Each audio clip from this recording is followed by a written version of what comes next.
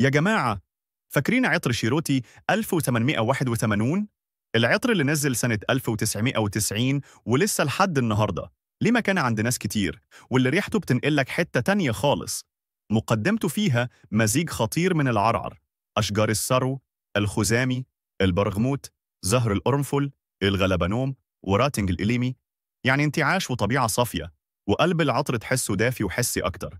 نجيل الهند، الإيلينج، الورد، زنابق الوادي والقرفة الصينية يديك إحساس رؤي وأناقة. أما القاعدة، هنا بقى الجدعنة والأصالة: طحلب البلوط، أشجار الصنوبر، خشب الأرز، الباتشولي، الفلفل، المسك، وخشب الصندل. يعني فخامة وثبات رهيب. العطر ده مرتبط بأجيال كتير.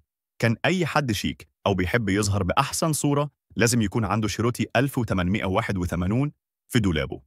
لو بتحب العطور القديمة اللي ليها تاريخ ولسه محافظة على سحرها، لازم تجربه. ما تنسوش تعملوا لايك وفولو وسبسكرايب، وتابعونا على كل منصات أبو عمار للعطور. ودمتم بريحة حلوة.